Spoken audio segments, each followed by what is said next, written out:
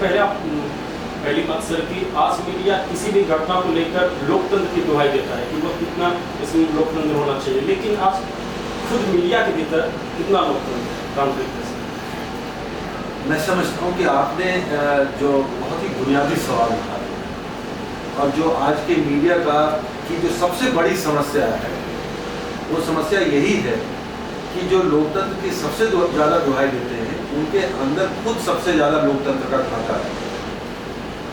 चाहे वो news room के स्ट्रक्चर का सवाल है, न्यूज़ रूम की कल्चर का सवाल है, या न्यूज़ रूम के अंदर जो लोगों के संबंधों का सवाल है। हमारे न्यूज़ रूम में अभी भी एक बहुत बड़ा सवाल ये है कि भारतीय समाज में जितनी विविधता और बहुलता है, उसका एक तरह से वास्तविक प्रतिनिधित्व हमारे समाज न्यूज़ रूम में नहीं है। कहने का आशय यह है कि हमारे समाज में जो विभिन्न समुदाय जैसे दलित हैं, आदिवासी हैं, माइनॉरिटीज़ हैं, महिलाएं हैं,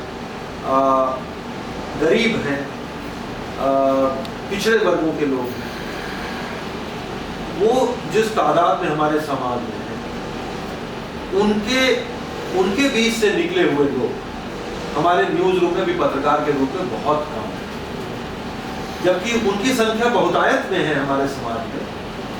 लेकिन न्यूज़ रूम का अगर आप स्ट्रक्चर देखें तो वहाँ पाएंगे कि अभी भी वो मूलतः सामुदायिक तौर पर जो अगड़े समुदायों से आते हैं उनका ही दबदबा है। तो ये एक पहला डेमोक्रेटिक डेफिसिट है। दूसरा डेमोक्रेटिक डेफिसिट ये है कि आप पाएंगे कि उसमें मूलतः जो खाते पीते मध्यवर्गीय या उच्च मध्यवर्गीय परिवारों से और शहरी पृष्ठभूमि से आए हुए लोगों की संख्या ज़्यादा है।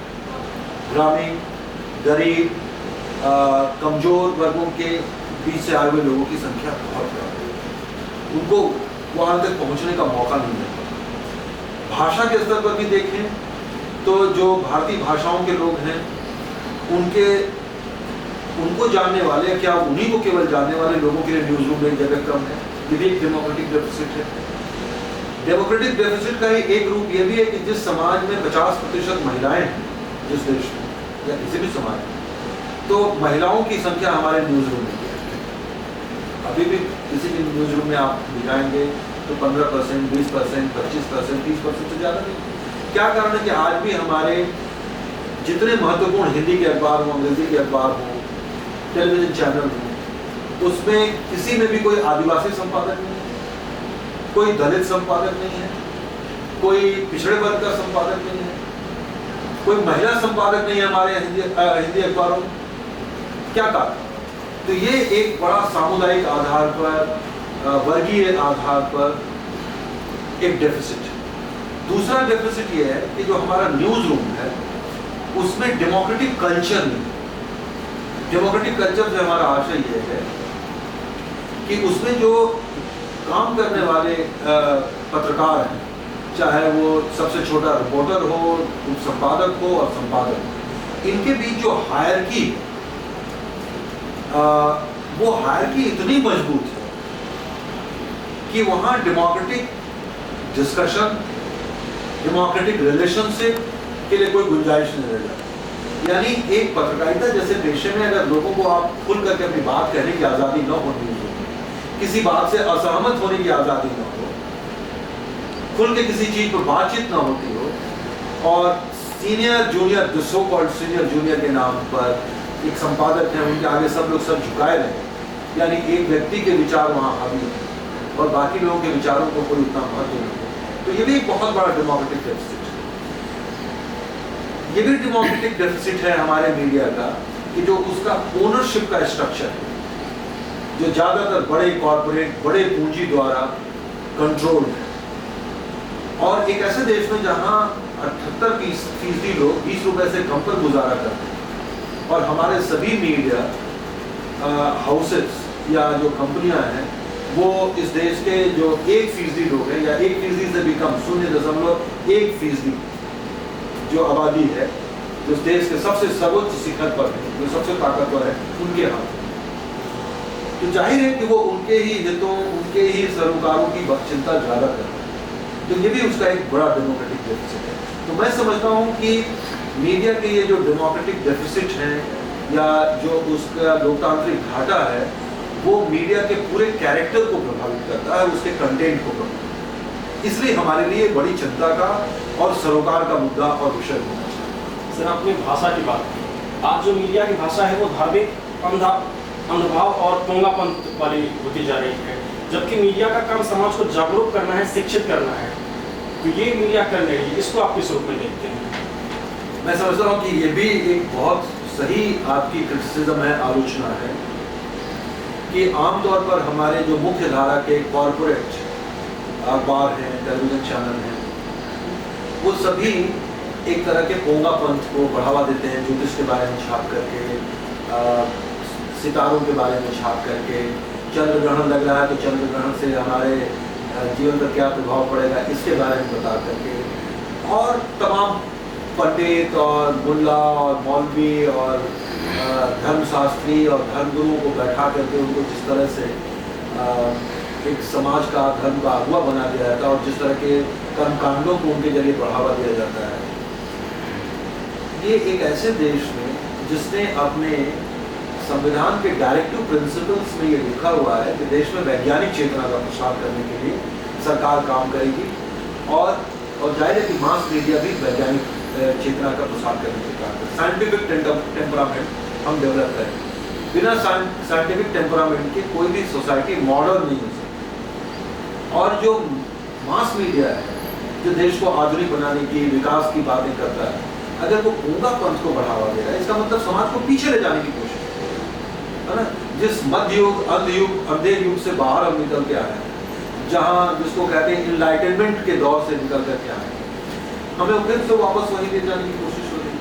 और ये एक मतलब मीडिया के कंटेंट का, मीडिया के प्रेजेंटेशन का एक बहुत ही चिंताजनक पहलू है, जो तमाम आलोचनाओं के बावजूद आज भी जारी है। सर, इस बात को सीधे तौर पर स्वीकारने में कोई शायद इसमें ये नहीं होगा, समाज का हर वर्ग स्वीकारता है कि आज मीडिया जो है मोदी में हो चुका है।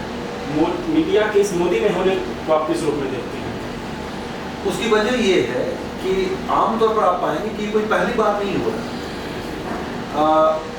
बिहार में नीतीश कुमार जब मुख्यमंत्री थे और उनके शुरुआती 5-7 सालों में जब बीजेपी के साथ वो सरकार चला रहे थे, तो वहाँ का मीडिया पूरी तरह से वो नीतीश काल चल रहा था, जहाँ उनकी कोई आलोचना नहीं होती थी। ये बताया जाता था कि बिहार कितनी तरक्की कर रहा है, बिहार में कितना सब कुछ अच्छा चल रहा है। नीतीश कुमार ने बिहार की औद्योगिक वृद्धि दर और उसकी जीडीपी की ग्रोथ कितनी बढ़ा दी है, बिहार बदल रहा है। हर दिन नीतीश कुमार की तस्वीरें फ्रंट पेज पर छपती थी। जो भी थोड़ी आलोचनात्मक खबर हो सकती थी वो अंदर के पन्ने पर उनको जगह मिलती थी, नहीं मिलती थी, कई बार खबरें दबाई जाती थी। और ये नीतीश कुमार ही नहीं, देश के कई राज्यों में यही हाल है। केंद्र में भी ये हो चुका है। बहुत एक इंटरेस्टिंग जानकारी आपको दूं कि जैसे ये प्रधानमंत्री जब नरेंद्र मोदी बने तो उनके बारे में टाइम्स ऑफ इंडिया नाम के एक अखबार में एक खबर छपी कि वो किस तरह से 18 घंटे से ज़्यादा काम करते हैं। ठीक है, ऐसी ही खबर जिस भाषा में और जिस टोन के साथ प्रधानमंत्री नरेंद्र मोदी के बारे में खबर छपी थी, इसी तरह से कोई 6-7 साल पहले प्राइम मिनिस्टर मनमोहन सिंह के बारे में भी उसी अखबार में ये खबर लिखी थी कि प्रधानमंत्री मनमोहन सिंह कितनी मेहनत करते हैं और किस तरह से 18 से 20 घंटे वो हर दिन काम करते हैं। हमारे मीडिया का जो पूरा कैरेक्टर है, जिस तरह से वो सत्ता के साथ उसका नाभिनालबद्ध संबंध है, दोनों के हित जिस तरह से जुड़े हुए हैं। अगर हम ये मानते हैं कि मीडिया भी कॉर्पोरेट है, उसके कॉर्पोरेट इंटरेस्ट है, जो कॉर्पोरेट इंटरेस्ट है उसको पूरा करने में सरकार की बहुत उनको जरूरत पड़ती है। सरकार से ही उनको तमाम सुविधाएं मिलती हैं, सरकार से ही उनको तमाम विज्ञापन मिलते हैं। सरकार एक बहुत बड़ी विज्ञापन दाता भी है।